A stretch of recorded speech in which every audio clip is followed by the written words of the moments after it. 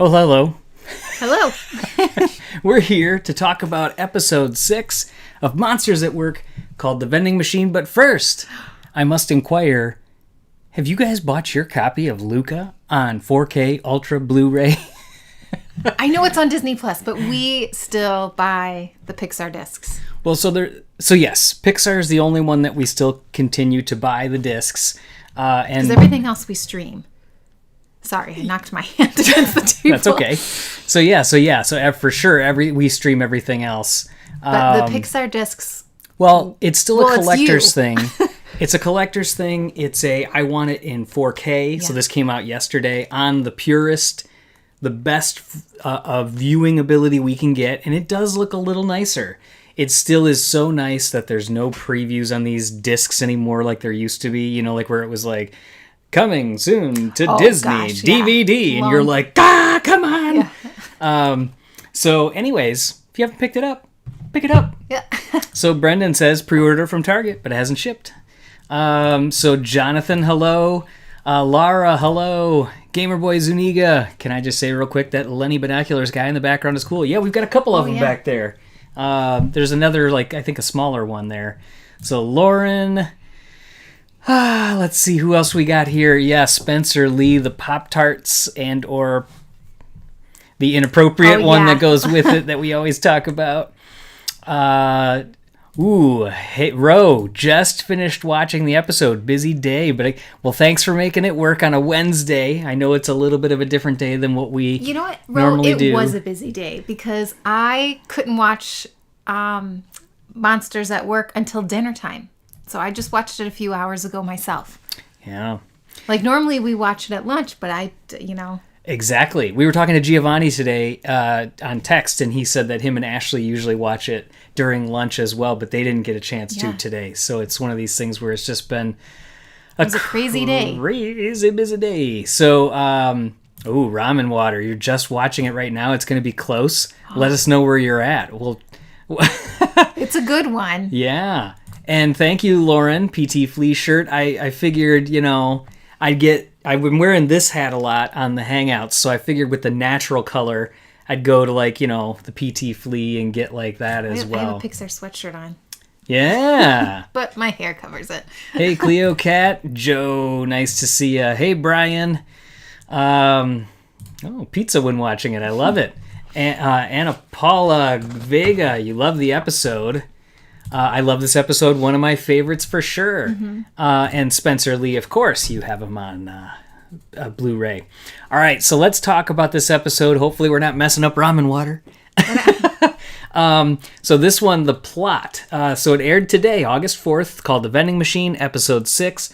The plot summary is Tyler's job is threatened when he breaks Miff's favorite vending machine on the day Fritz must fire someone due to budget cuts. Meanwhile, Mike tries boosting morale at Monsters Incorporated.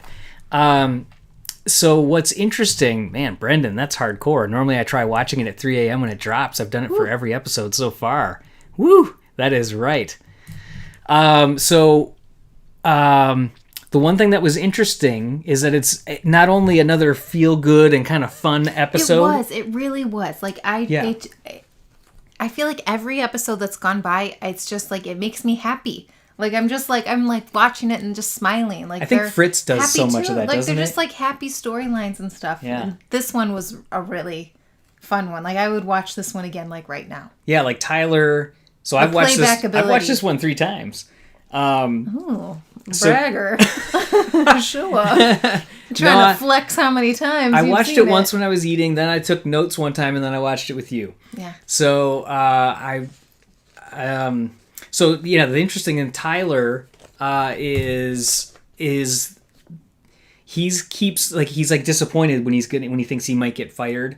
Yeah, that he's not going to see them. Right, that they're using that. Duncan suggests the LIFO method, last in, first out. Right. So it's interesting that he's I won't get to see you guys anymore. There's just all those interwoven storylines. Mm-hmm. Jay the Jolly Clown, you're in Australia, so it came out at 3 p.m. yesterday. Bam! He's back. So yes, definitely one of the funniest episodes, right behind the baseball one. Okay, yeah, this one's fun. A lot of episodes, fun gags. So yeah, I already put that one up there. But okay, so the other thing that I thought was interesting is that the odd life lesson in it. So Mike is like, how do we improve morale?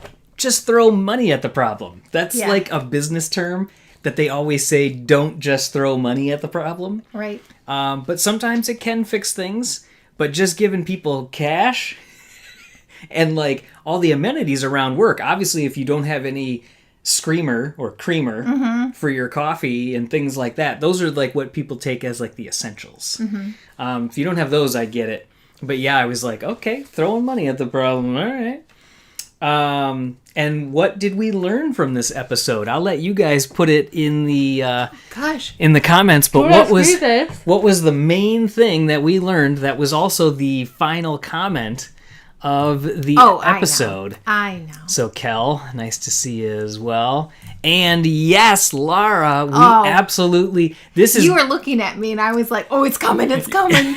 Like Cutter. all of a sudden, like I'm eating dinner, and TJ's like. Looking at me like this. So I knew as soon as Cutter came on, I was like, oh, it's happening. It's happening. So to answer this quick question, where did we get this one? This one was box lunch, right? Yes. Yeah, box lunch. Years ago, though. Yeah, we were at the store. I was just trying to think of which store it was. It wasn't Hot Topic. It was at Box Lunch because I remember we went to like a further off place because they had a box lunch store. Yeah, Free Money Monday. Thank you, Ro, for coming in there. Never remove doohickeys. That is right. And so, yes, his development as he's growing closer and closer. So, the episode starts out with Vendy breaking. So, Vendy, it's such an odd, like, I can't even imagine when they thought of this. Like, how are they going to write this episode that this vending machine is going to break and they're going to be attached to it at some level? I was going to post oof's comment, but I can't yet because we're going to talk about it later. Yes, so let's see. That we like clowns. Okay, so Cleo, I do not like clowns. But yes, that was the thing that was right before the Mike's comedy class before the final there. So funny writing there. We've got some other observations that Brendan has called out from the forum. We've got some other screenshots we're going to share, as well as some fun facts along the way and things, of course. But okay, so the first line after the vending machine, or right before the vending machine breaks, Cutter comes in with the first of the dark side that we love so much. So, don't bump it too hard. A few years back, Nathan in marketing shook her and bam, squashed him like a bug. He's an invertebrate, so he was okay. And we got free candy, so that just goes away. The way that her dialogue is and written, like the eyes and everything, where it's just like, meh. Yes, it's like the animation on her is awesome. Yeah. Oh well, yeah. I mean, it's simple. It's simple, like, but it's almost like if, and this movie has nothing to do with the show, of course, but the 40-year-old virgin, there's a character in that movie named Mooj, and he is hilarious because he just kind of zips into the scene, says a one-liner, and zips out. And those are always really funny to me. That's very much like a slapsticky Looney Tunes into the scene, out of the scene, and Cutter has that vibe that's kind of like in there as well. So yes, love having those Cutter stories back. And vending machine being central to the episode reminded me how a vending machine was the original entry to Randall and Waternoose's secret lair. Oh, interesting. I didn't think about that. Yeah, I forgot about that. Nice one. Yeah, and Tyler afterwards, I'm glad you got free candy. Cutter mentioning the accidents is by far the best gag. I'm so glad it came back this episode. Yeah, and then, why does Duncan still hate Tyler even after saving his job in episode 5 and saving his life as this one? That's just it's the character of Duncan. It's Dwight. No matter how much you praise, no matter how much good comes out of it. Because Dwight was always Dwight, and then he'd have these fleeting moments like with Pam or, with like other characters, and then, but it's always Dwight. Yes. Yeah, and I think that's like the same thing. It's always Duncan. The core, and then somebody said it in the last. It's not that he's like villainous or anything. It's just like matter of fact. He's got one goal, basically. Well, and that's what I was going to say. So you're along the same vibes. Is that somebody said that, I think it was in the comments that you got to give him credit for knowing what he wants. Right. He does not stray from that at all. Okay, so we got that great line from Cutter. And then Brendan noticed an observation and posted it in the forum. So he noted that Duncan's nameplate has changed in each episode. So he went back, and so for episode 1, it says official deputy supervisor. Episode 2, it says official assistant supervisor. 3, supervisor of subordinates. 4, he says, I couldn't find any shots where I could read it clearly, but it appears to say temporary supervisor sticker, as in episode 5. Yeah. Because then episode 5 starts, temporary supervisor, he puts it over there, but it was originally official assistant supervisor. Mm-hmm. Same as episode 2. So then, what's weird is that episode 1, it says official deputy supervisor. And that's episode he calls himself that. Yeah, he called himself that. Yeah, so I wonder, did they decide the gag of changing the nameplate was something that was kind of after the fact? Or is he always calling himself deputy supervisor because that's what his real title is, potentially? And, he's just... I don't know if his real title would be deputy super. I mean, yeah, that's a weird title. Yeah. But he even says it at the end of this one when he signs when he signs his name. When he's writing the letter to his mom. Oh yeah, that was. But he signs it at Miffed Deputy Supervisor. So yeah, that gag. Holy cow! I love that stuff. Like when he's imagining, we'll get to that. To me, this is again one of those amazing Duncan episodes, but Cutter was just one after another coming in with those. I know. So let's look at his nameplate for this episode. I forgot to open up my files so you guys can see me do this. I'll open this back up here. And then it's now onto here. So I'll zoom in on a couple observations here. It's instead of Twinkies. Stinkies. Yes, so we'll go back to that one, but this one now says official former temporary supervisor. Because he was, that's funny. Because last episode he was temporary supervisor.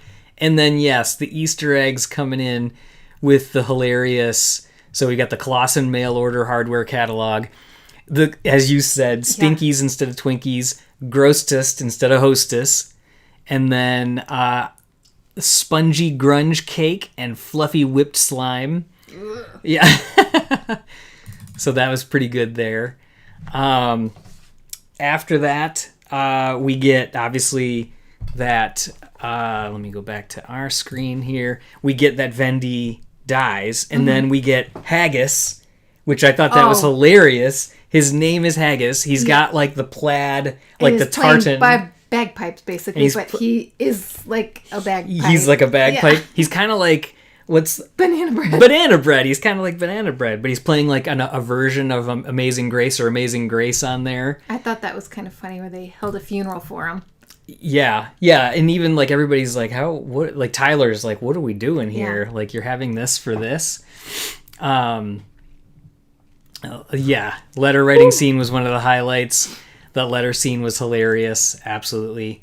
And yes, as we just got done talking, as I'm rolling back, can we appreciate the bagpipe? Yeah, Haggis, such a good name. So here's your. I like the colors and like kind of like not like a tartan, but kind of like the plaid and stuff. Yeah, that was cool. So here's your fun fact of the episode. Do you know why? So a lot of times people think that bagpipes are at Scottish funerals, but it's really any Celtic origin. And do you know why it typically is done at any police officer or firefighter funeral? No. So whether the officer is or firefighter is of Ireland, from Ireland or Scottish or any Celtic descent, it was because during the potato famine, so many of the Irish people were coming over to New York and Boston. They were settling there.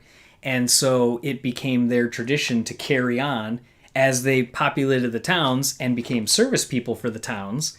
That tradition ended up carrying on because it started with those like Boston firefighters, the New York police, and they would play them for their fallen brothers, and then it just stuck around for other police departments. And random fun facts. there you go. So there's your there's your fun fact for this episode.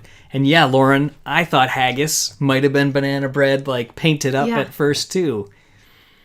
And yes, so we're going to talk about the candies, Jolly Retchers. Ugh. Oh gosh. And tons of monster puns throughout this one. Yeah, there was. Well, first off, like when we get talking about the new vending machine and all the the new flavors. Oh, I didn't write those down. No, you don't have to write. Some of them that he was saying. When we get to that point. Okay.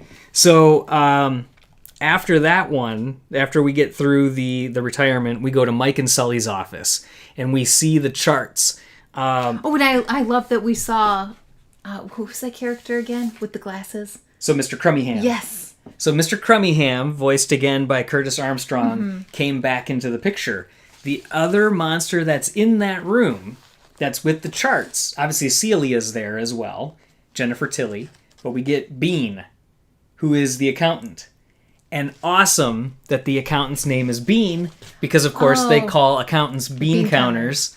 So it's Bean, but Elena Ubach voices Bean as well. So Cutter, Bean, countless other characters. So what I think is interesting, as speaking of voices, the one who says, "Oh, we're out of Screamer," isn't that the girl who was on SNL and now she does Muppet Baby voices? You know what? I forgot to look under the additional voices to see if that was her. I do know Jenny Slate. Jenny Slate.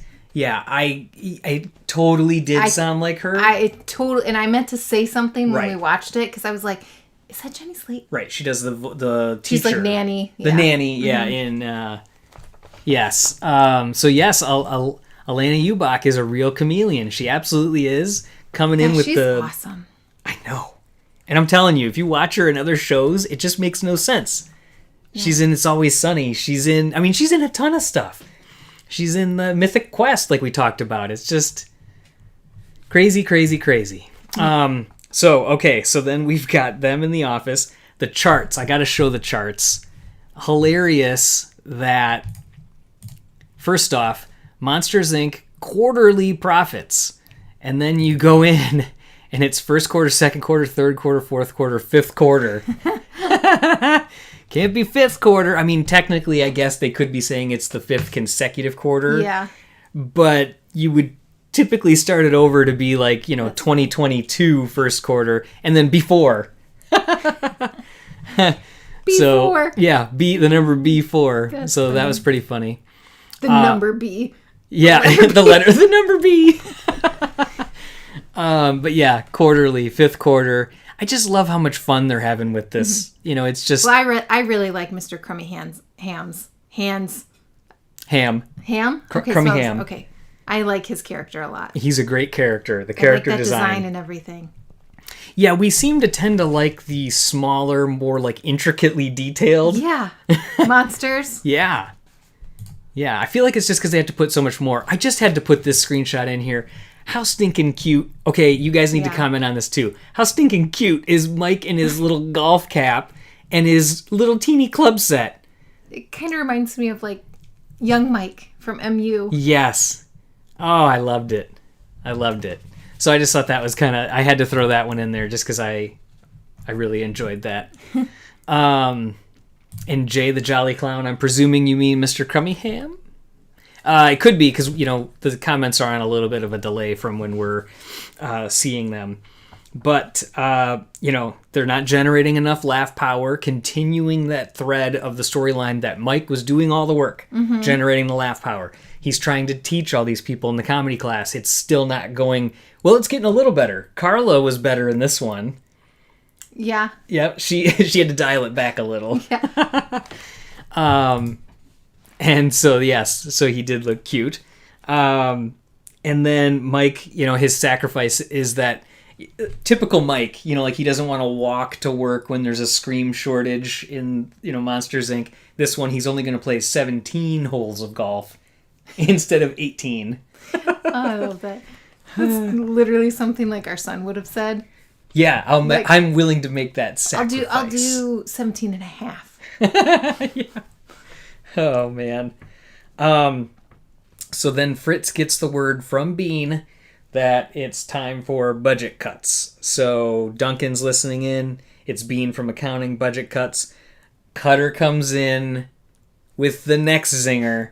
I prefer axed. Has more bite. So, and this is where her writing is so good. Because typically it would say like, I prefer to use the term axed. It has more bite. But she's always it's just she's concise. so succinct. Yeah, concise.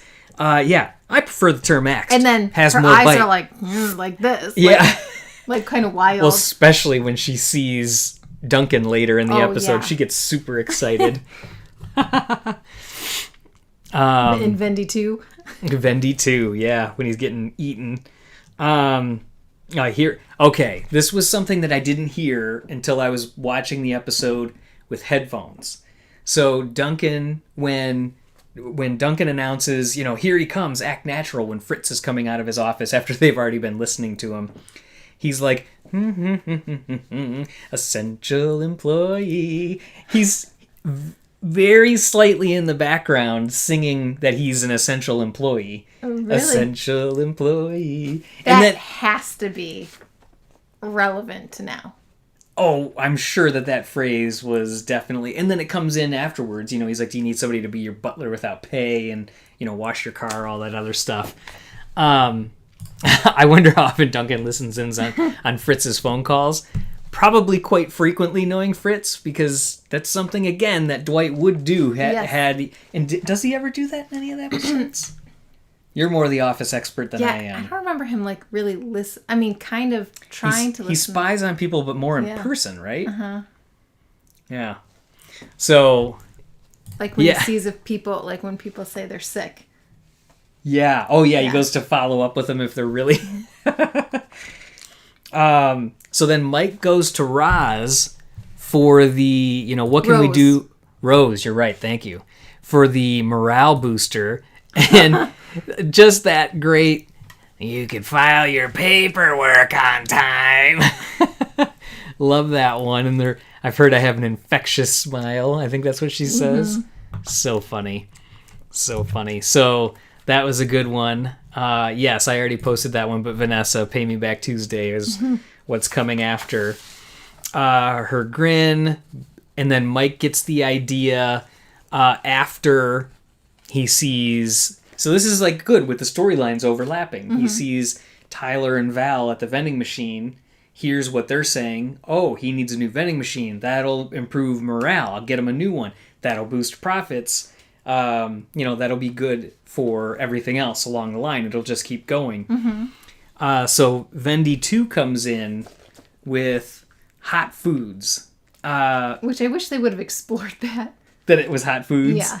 Yeah, it was interesting. The first thing I noticed, though, when it came on, is I was like, why in the setup, it said hello, and one of the O's was green. And then it said on the next one, it's ready to something, and the O in the 2 was this odd-shaped green thing. Oh, I didn't. Did you make a connection? No. Oh, and then when Mike had the art? No. So I'll show the screenshot. So what it is later in the episode. So here's the first thing. So the O is different. Hello. Oh. Don't say it. Ready for refreshment? The O is different. And I'm like, why is the O different? And then so finally at the end of the episode, you get Vendo. And so that's their part of their logo because they built the machine. Yeah. So they're carrying that through. That's good planning right there. Yeah. Wow. Somebody was like, okay, they made the machine. We should have that carry through. I thought nothing of that. So, wow. I was like, well, that is pretty slick. That's good. That's good writing and planning from the whole team of like creating the environment. So that was pretty cool. Then the screenshot that we used for this was fantastic too. So, and yes, Jay, you are absolutely right. All the little details in this show. I feel like in terms of, the other shows we have watched, this is the first of this kind for Disney Plus that's like supposed to be, improved a little bit from some of the other Disney television animation. And I don't know. Question. Yeah. Sorry to interrupt your thought, but you just like sparked something that we didn't have a chance to really talk about. Ooh. So this show is basically filmed and made in Burbank, correct? Well, so there's 3 like teams. There's Dwarf Animation, which is in France.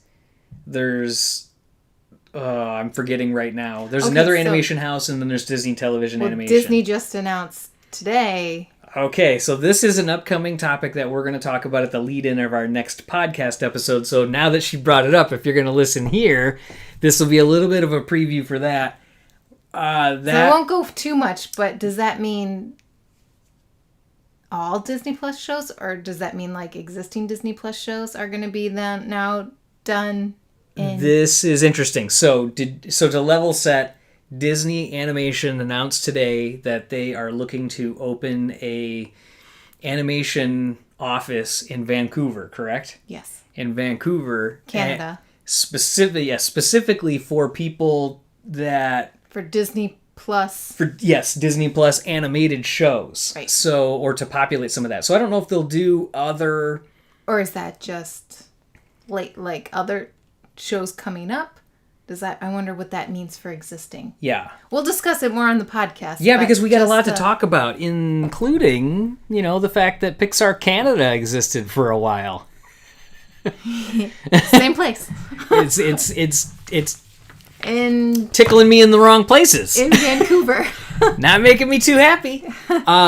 So that was something that was interesting that's out. I don't know what that's going to mean for this show, for other shows that are... Something you had said just like sparked it, and I was like, ooh, gotta... Totally get it. Yeah. So, it's interesting. Yeah. It's interesting to say the least. Sorry to derail us. Totally not a problem. So then, because Jonathan's asked this a couple times, what's The Office? Joe kind of answered that there. It's a workplace comedy from the 2000s, mid-2000s? Yeah. Early to mid? Yeah. Where did it come in there? I don't remember. But, yeah, I mean, if you go on Netflix, it's, like, all over there. I don't think it's on Netflix anymore, right? I don't know. I can't remember. The like, Seinfeld Friends Office. I know, yeah, that's true. They're all flip-flopping. They've all come and gone. And, yeah, off of whichever service it's on at this point. Yeah, it's a good show, though. Yeah, you should totally check it out if you haven't. And then, so Brendan is saying he heard the first project will be a Moana series in 2024. That is definitely something that is out there that they're working on. So that's a possibility for sure. I mean, they're obviously definitely going to need... That would make sense as far as timing to get I'm sure there's an office space available. There's plenty of them available around the globe right now because of people switching to working from home so much. So they're probably getting a good deal on that. And then they're getting better at... All these offices are just getting better doing internal... Which I know kind of sounds silly, but I kind of hope that there's like a movie or a show that is based on working from home. If anything, it would be like a short, I feel like. Yeah, sure. Just something. Yeah. I just think that would be funny and relevant. Well, yeah. It's kind of like moving the other other direction now. I feel like it would time capsule this whole craziness. Yes. So yeah, the scene where Duncan writes a letter to his mother as if he was... Yes, for sure. Okay, so we get to Vending. Cutter comes in with her one line and swoops out. Yeah. She's like, that's hot. Yeah. But then I want to go to the next screenshot that I had, which was about... Oh, the candy? Nope. Playing oozeball.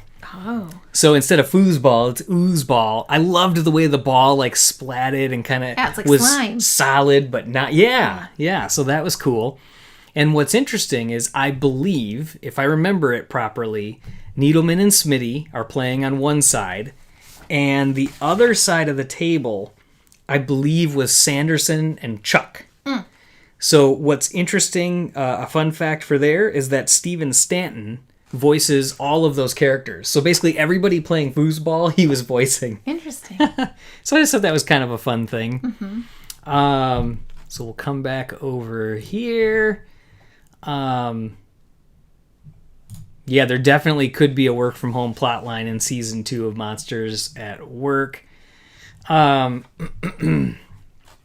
So we've got that Steven Stanton voiced everybody.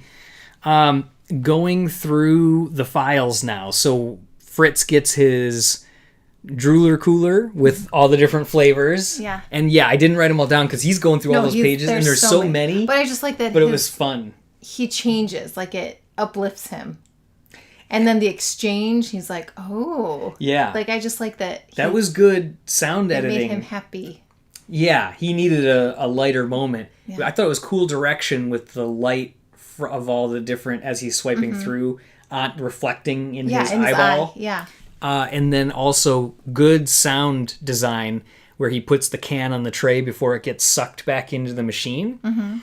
It really was like a set down, and then like that extra little, because it's so light, because it's empty at that point, when you let go of the can the second time, it almost has like a slight lift because it sticks to you.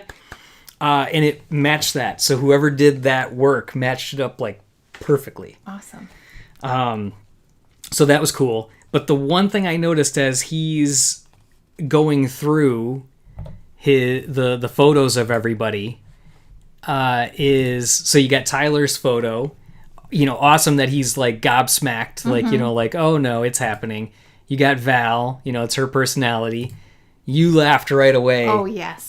At Duncan's little mustache. Because, of course, he was probably, like, younger and just, like... I'm cool with my thin little wispy mustache. Yes. But here's what I thought was great.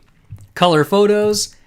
How long has Cutter been there? She's got all these stories. I know. I thought that... And she looks so young. She looks younger. The photo is, like, water-stained and worn. I know. So I thought that funny. was hilarious that, you know, you got... hers that's clearly been there the longest. I mean, maybe Fritz's. We didn't see Fritz's file. But then, yes, as people have been mentioning in the comments, many different, instead of Starburst, Snarlburst, potato drips instead of chips, Bubble Yum, or wait, Bubble Scum. Bubble Scum. What's that logo? Was Bubble that Yum. Or Double Bubble. Double Bubble, yeah. Pop Farts instead of Pop Tarts, Jolly Rancher instead of Rancher, Peanut Butter Cups, Peanut Shutter Cups, Scum Flower Seeds with, and then Gummy Swears instead of Gummy Bears. What do those do? Bad words. Oh yeah, maybe it's bad words in gummy form. So yes, Duncan's mustache. That is so good. I mean, needs to be someone's like avatar. Yeah. Yeah. Oh man, that's a pretty deep question right there. Dean Hardscribble. Well, like we talked about though, there are plenty of places that are like the other scare companies might still be using scare energy instead of laugh energy. So, you know, maybe she is still kind of tied into there. So yeah, it might sound a little weird considering all the episodes were probably animated at roughly the same time, but I feel like the animation is getting better. I agree. You are not wrong. 100%. It just like the story, I feel like I mean, I know they're already all done. Right. But gosh, it's like found like such a good stride. Like yeah. Like they're really enjoyable. Like these last few episodes are awesome. Yeah. I guess I kind of think of it as it is interesting. Maybe they had like the first two already in the can and ready to go, like in terms of like a proof of concept, like a pilot episode. Yeah. Yeah, because I guess even like our favorite shows and stuff, you go back and watch that pilot episodes. Well, like those we said, first few, and you're just like, geez. Seinfeld is rough. Yeah. The first couple episodes, I mean, that's one of our absolute favorite shows. and that's pretty rough to watch. Like, George is successful, Kramer has a dog.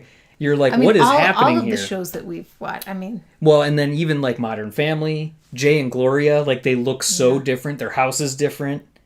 But that show kicks in with the writing right away. It's the look of it that changes. Right. So I kind of feel like this one, the first 2 episodes, the writing was probably solid throughout, but I feel like the animation, it absolutely has gotten better. There's still definitely some of the choppiness that happens. For budget reasons. Yeah, and Duncan is still probably my favorite character animated in terms of quality of animation. I agree, mine too.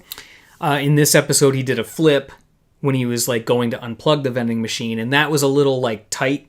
Like, it almost feels like it should have like extended a little further. But in general, I mean, that's nitpicking. Mm-hmm. It definitely is a lot. These episodes, that's a great observation, Ro, because we're right there with you. It definitely feels like that. Mm-hmm. Yeah, possessive over hot snots. Mm-hmm. Potato drips. You're right. That probably was the grossest one. Yeah, you know what those are? I accidentally left a bag of potatoes in. Oh, you mean apartment. like real potatoes, like not real chips? Potatoes, yeah. It got stuck behind something when she was in her first apartment. A bag of fresh russet potatoes. And I think I kept them at the bottom of my pantry for They got lost until 8 months. Until one day I started smelling something, and we took them out of there, and it was. It was potato drips. It was liquefied potatoes. It had a whole bunch of eyes growing out of it. The stench was very skunky. Yeah, so that's disgusting. What they were. So I made potato drips. So you are right, Joe. They are the grossest. Yeah. So long time ago. What? Oh, yeah. I mean, 20 years ago. Yeah. So, yeah, Gamer Boy Zuniga, everybody thought Fritz would retire. Called it. Mm-hmm. 1 minute later. Because, yeah, he didn't have to when it was all said and done. Cutter is... So, yeah, Duncan getting sucked into this. It reminded me of Mike's new car, for sure. And then Cutter's immortal. The potatoes. Did they go green? I don't even remember. To be honest, I don't remember. It was so disgusting. It was like, get multiple bags, layer them thick, and we're driving this thing to a dumpster, or taking it to the dumpster. Yeah. So, okay, so we've got, the vending machine candies. We took a look at those. But you got Duncan coming in with the great line that his mom was popping those babies instead of prenatals. Yeah. That is hilarious. Again, one of those things that, our son's not going to get that joke. No. But prenatal vitamins, it's like instead of taking those while your kid is in utero, she's popping hot snots. And then Tyler, that explains a lot. Oh, green potatoes are poisonous, just letting you know. We did not eat them. And that is true. They've been exposed to too much sun. Yes, that's true. They were definitely not in sun. They were in the back of some deep pantry. But yes, I know that because sometimes with potato chips, they have the green edge or whatever. They're so processed at that point, it's fine. But yeah, if they come to the surface, they start to green. I love it. Fun facts. And Mike's new car should be a toy. Yeah. Okay. So. So Duncan gets eaten. Well, hang on. Mike and Sully at the fine art. He's looking at the one of himself. Yeah. The fine art of the green circle.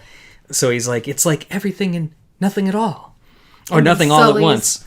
And Sully's, I don't like it. Yeah, I don't get it. I feel nothing. And then, so of course, with all the Easter eggs, and it's not even an Easter. I guess it is still an Easter egg, but they're referencing real life things. So you've got the Vincent van Gogh, the self-portrait of Vincent van Gogh. A Claude Monet, my personal favorite of Claude Monet's water lilies, but it's got a Loch Ness monster in the lake. Michael, it's Michelangelo, but they said Michael Fangelo. I thought it should have been Michael Fangelo or something, but I get that they had to pronounce the fang. Yeah. Instead of the statue of David, he's got the fig leaves instead of having the leaves over him instead of being nude. Yeah. And then an Andy Gorhall instead of Andy Warhol's. The Campbell's soup is called Eyeballs Goop. So instead of Campbell's soup. So that was pretty good. So Fritz, the machine is on the Fritz. So Fritz, I know, right? Hey, that's my bad joke of the day, everybody. I actually about wrote that in a couple places that it was, like Fritz on the Fritz. So he calls the service center. I talked about the O in the writing. Duncan writes the trench letter like they did in World War I. So he writes this like letter from the trench. So a vending machine. Dearest mother. He's a dearest a vending machine gone rogue has declared us its foe. Amazing that they put all that artwork in the background too. Mm-hmm. So it's like him fighting the vending machine. Right. While this is going on, there's like mortar like shells like blowing up in the background. It's like a real like war movie. Yes, there's horses like and then there's like essentially like a battle like bugle like like charge kind of thing. Just great. So yes, they appreciate the artist puns a lot. The artist puns had me cringing and wheezing. Yes, dad jokes galore. And do we think that Fritz's name is an Easter egg to Fritz the bird? And no, probably not, but maybe. Yeah, maybe. I think it's just because everything's on the Fritz and he's part of Mift that's fixing it. Maybe. That's just what I always thought, but who knows? And Duncan is so dramatic. I love it. Yes. So you get one more wonderful thing in addition to seeing his mother as he writes to her. We forgot to talk about the fact that he went to go fix it first. Oh, yeah. And that was great with the special effects. Mm-hmm. Like they nailed it again. Yep. So great how you can see his like moldy, dirty gums. And I love that the light, the electricity was arcing between his eye stalks. Yeah. And then even after he came back up, when he pointed and was like, don't touch the yellow one, it was there a little bit. And then the smoke coming off of him looked perfect. Like perfect. So so he's writing the letter. We got Rudy coming in. He's writing the letter to his dear mother. She's got the nightcaps on each of her eyes. And he's got the old quill. Oh, just love it. Absolutely love it. And great animation touch. So when he says that line that I wrote down there, which was go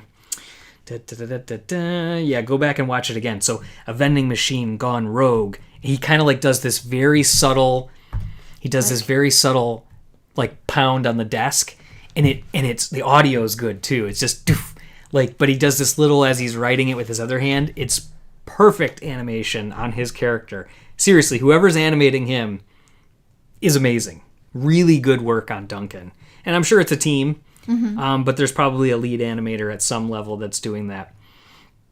But yes, as we got last time, when he got his supervisor jams, we now got Writing to Mother Jams Volume 6. Oh, that's awesome. I didn't notice that. Seriously, the puns are so good. Yeah, she does kind of remind of Mike's mom a little bit, which we saw in one of the deleted scenes, I believe it was. Duncan gets to act out his letter that he writes, really charging the enemy, the vending machine. He does his little... I like great directing there and shot placement, as it's like really like with like the cans flying, flipping by and everything, and he's low by the chair using it to block things. That was really cool direction, like I said. But he gets to act that out. It eats Duncan, and then Cutter comes in one more time.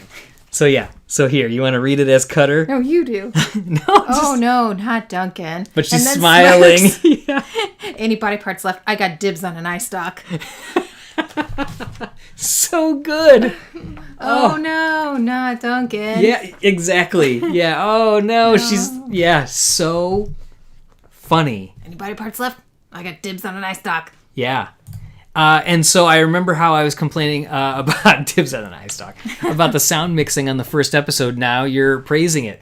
So as you mentioned the animation improving, I feel like the sound has improved.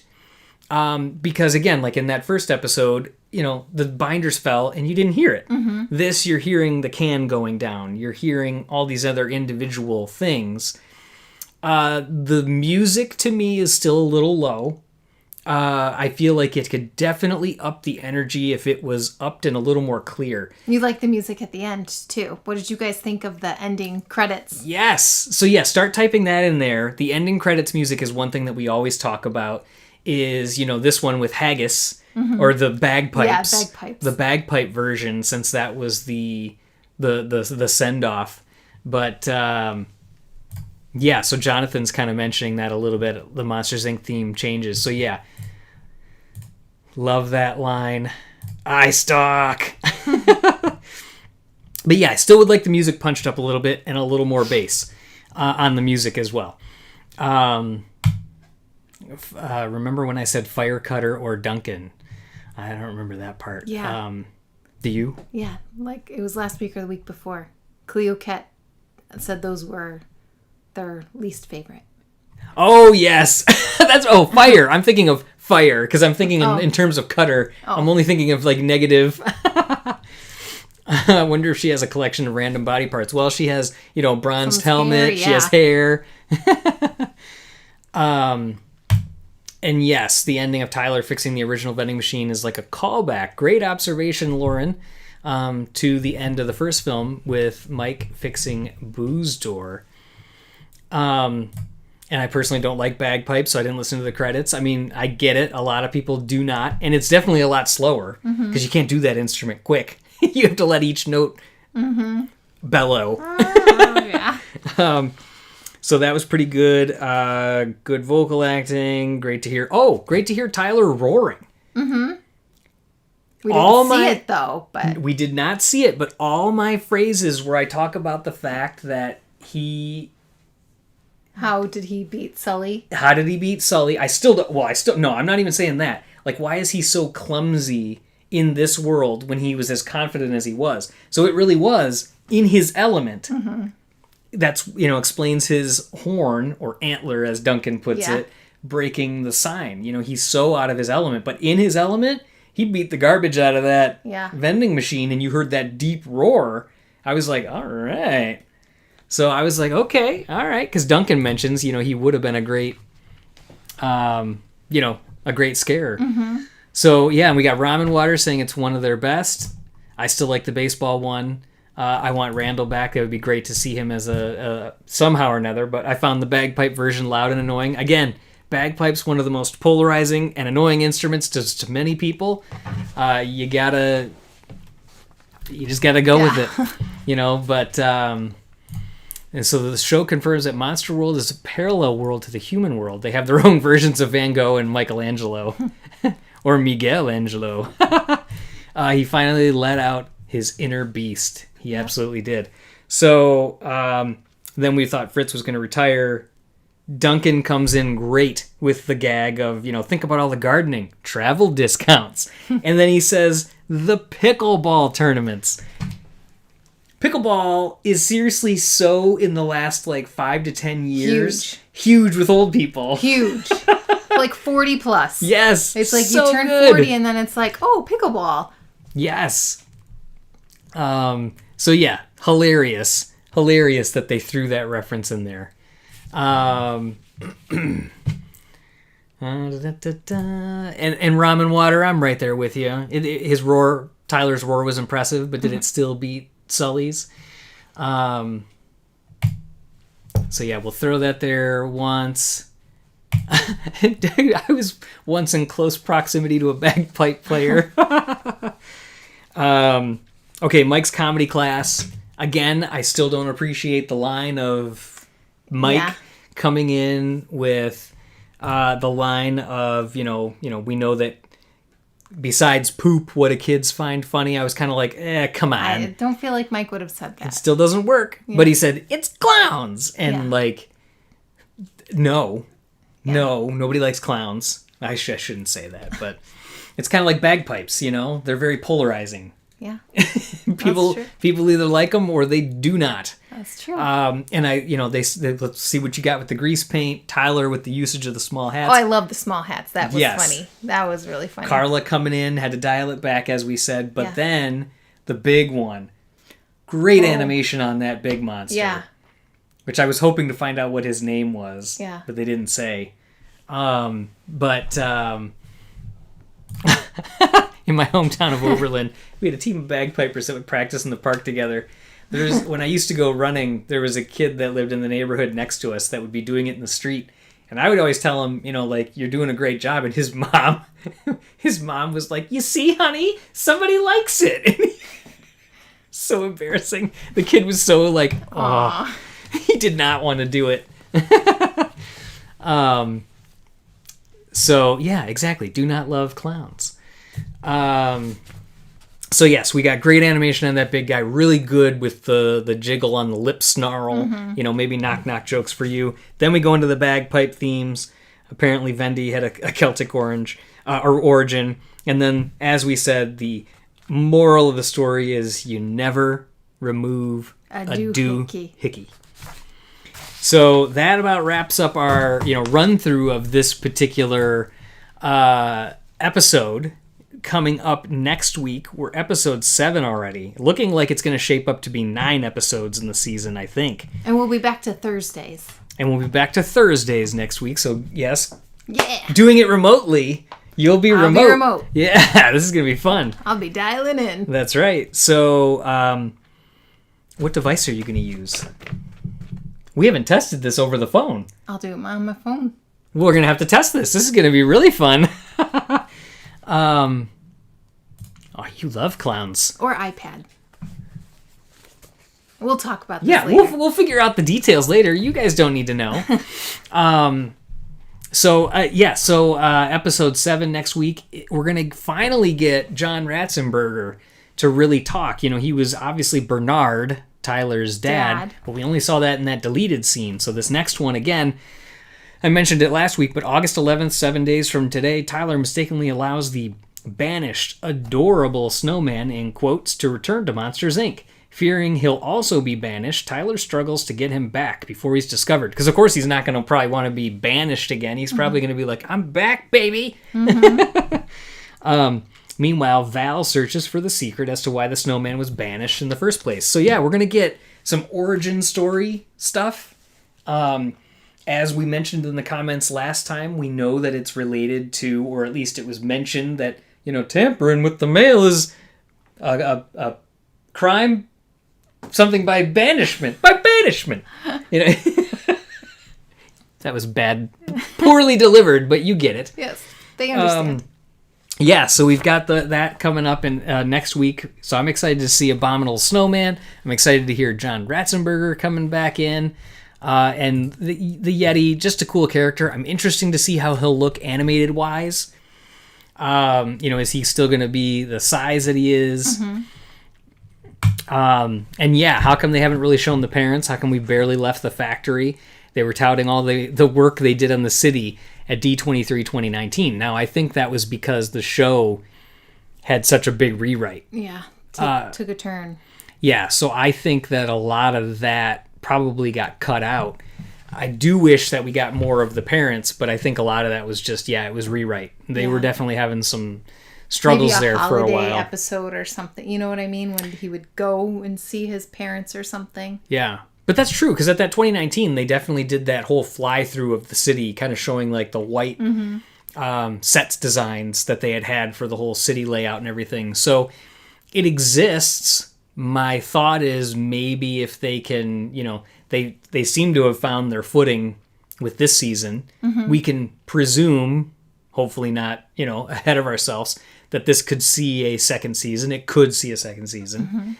So maybe if it's already built, that they could utilize it for that now that they've figured out some more of the writing. And maybe they have to, codify the team as far as before they get out of the world that they're kind of in. Or it could be that they change the direction altogether, like you said. And, if it's like The Office, the majority of those episodes are in the office. They do venture out to do things, so maybe they could do that from time to time, but I think it's probably, centered around there. And yes, thank you. It was punishable was the word I was looking for. Punishable by banishment. So that's about it for this episode. I don't think anything else is there. Yeah. In terms of, we always say, where this one fit in. It's getting too long now to say like 3, 5, 4 or whatever. All I can say is that this episode is somewhere in that block of like episode 2 through probably the second or third favorite. The baseball one, number 3, is still my favorite. I just loved the back and forth between the worlds. I like the last episode and this episode a lot. I know you did. Yeah, you said the last one was your favorite. Mm-hmm. Your favorite. My favorite. Yeah. Your favorite. Your favorite. Okay, so Lauren coming in with 356-421. Now, what did I write down? 354-612. I think I might switch 6 and 4. Oh man, that's making my head hurt. Yeah, 5 and 6 are your favorites. Oof, oof. Yeah, 5 and 6 are my favorites too. And yeah, Brian, that's a good point. I'm saying that it's, potential that season 2 will happen. But yes, absolutely. They've been posting job applications. Mm-hmm. So it definitely does look like another one is coming. Yeah. Okay, we'll leave it as there. 5, 6, 3, 4, 2, 1, 5, 6. Yeah, it's all kind of like right in there. But anyways, thank you again to everybody that has joined the chat, that is providing some great comments as we've been going through these. We are going to be next time with Julie remote. We'll see. I can't remember. We'll see if we're back to normal time frame that Giovanni and Ashley can join us as well. But I hope you guys had as much fun as we did exploring and breaking down this episode, talking about some of the fun facts as we always do. But until next week when we get to talk about the Yeti. Yes. In the meantime, you guys can, of course, go to the forum and share your thoughts as far as what you thought about the Monsters at Work, the merchandise that's coming up. And in fact, there was some more stuff that was posted out there about the Funko Pops and things like that from our buddy Wolf. So if you guys get a chance, head over to the forum. But in the meantime, be sure to stay tuned to PixarPost.com all week for the latest Pixar news. Bye. Bye.